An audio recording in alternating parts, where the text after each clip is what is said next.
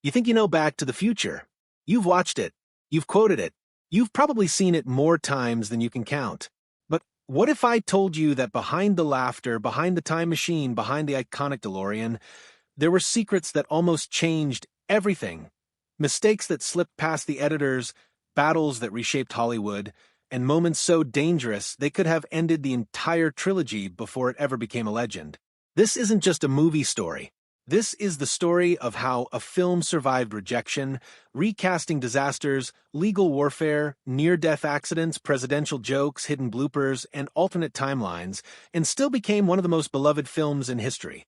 And the most surprising part? One of the biggest mistakes in the entire movie is still there, hiding in plain sight. Let's go back to the beginning. In 1980, two creative minds, Robert Zemeckis and Bob Gale, sat together and imagined something unusual. What if you could travel back in time and meet your parents when they were your age? That single question sparked an idea that would eventually become Back to the Future. But at the time, it didn't feel revolutionary. It felt risky. They wrote the script. They believed in it. They thought studios would immediately see its potential. They were wrong. Over 40 studios rejected the film. The reason wasn't that the story lacked imagination. It was that Hollywood at the time preferred loud, edgy comedies filled with adult humor. Executives felt the script was too clean, too family-friendly, too innocent. It didn't fit the trend. And so, the project sat on the shelf. For years, everything changed when Robert Zemeckis directed Romancing the Stone in 1984. The film became a major success. Suddenly, studios were listening. Universal Pictures finally agreed to produce Back to the Future. But even then, challenges remained.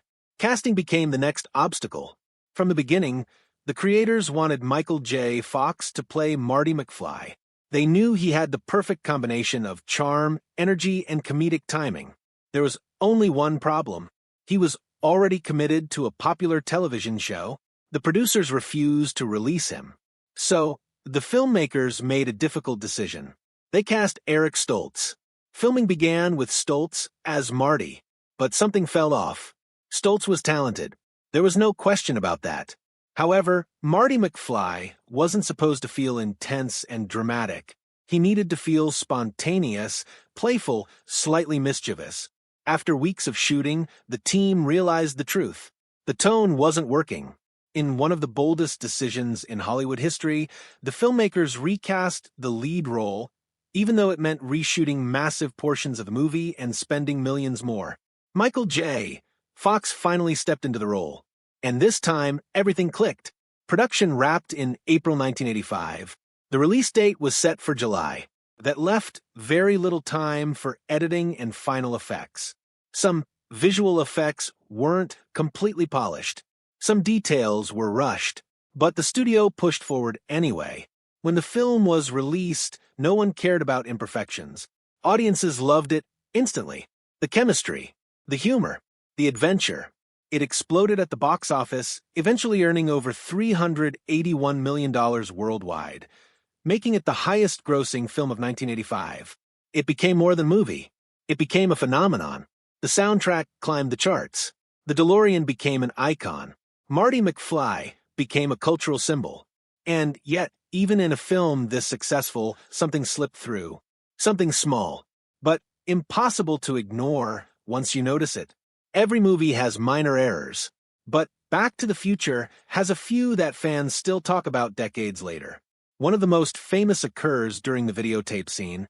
In the story, Marty shows a recording of Doc Brown explaining time travel in 1985, but if you look closely at the original filming setup, the camera wasn't positioned to capture that dialogue. Yet, when the tape plays in 1955, the line appears clearly. It's a continuity inconsistency that survived editing. And because the scene is so engaging, most viewers never question it. But once you see it, you can't unsee it. Another example involves the Save the Clock Tower flyer. The flyer changes condition throughout the film. Sometimes crisp and clean, other times worn and wrinkled. In one moment, writing appears on the back before it logically should. Small details like this slipped through tight production schedules. There's also a background extra, who appears to walk the same path repeatedly during a scene, creating a loop-like effect. Ironically, in a movie about time loops, the mistake almost feels intentional. But it wasn't. It was simply a human error. And those imperfections have become part of the film's charm. One of the most iconic moments in the film involves Marty telling Doc that Ronald Reagan is the president in 1985. Doc's reaction is priceless. The actor? At the time the movie is set in 1955, Ronald Reagan was known primarily as a Hollywood performer. The idea of him becoming president sounded absurd. But in real life, Reagan did become president. And when he watched the film at the White House, he reportedly loved the joke so much that he had it replayed. Later, during a State of the Union address, he quoted the line, "Where we're going, we don't need roads." A science fiction comedy had entered political history. Few films can claim that level of cultural impact. Not all behind-the-scenes stories were lighthearted. One of the most significant controversies involved Crispin Glover, who played George McFly in the first film. His performance was essential. George's transformation from timid to confident added emotional depth to the story. But when the sequel was being developed, negotiations broke down. There were disagreements about compensation and creative direction. Eventually, Glover did not return. Instead of recasting the role openly, the filmmakers used a facial mold from the first film and applied it to another actor wearing prosthetics. The character appeared in the sequel, but the face was recreated. Glover objected strongly. He believed his likeness was used without permission. He filed a lawsuit. The case settled, but its impact was enormous. Afterward, contracts in Hollywood began to include clearer rules about image rights and likeness protection. This case became a turning point in entertainment law. Today, in an era of digital recreation and artificial intelligence, the questions raised by that lawsuit feel even more relevant. Who owns a face? Where do rights begin and end? That legal battle helped shape the answers. While legal battles unfolded, Michael J. Fox was performing one of the most demanding acting roles in cinematic history. He didn't just memorize dialogue. He learned skills: skateboarding, guitar performance, horse riding, stunt coordination. For the famous school dance scene, he practiced the entire guitar solo until his movements matched the music perfectly. He worked closely with instructors to ensure authenticity. He didn't want the performance to feel staged. He wanted it to feel real. And it did. That scene remains one of the most celebrated moments in film history. In the third movie, set in the Old West, Fox had to learn new physical skills again. Different era, different challenges, different environment. Each film required transformation, and the effort was intense. Not every challenge was creative. Some were dangerous. During filming of the third installment, a stunt involving a hanging scene went wrong. The rope tightened more than expected, cutting off air supply. Fox lost consciousness briefly before the crew intervened. It was a real-life emergency. Later, he described the experience as terrifying. It reminded everyone that filmmaking can be physically risky, especially when stunts push limits. Other actors also committed fully to their roles.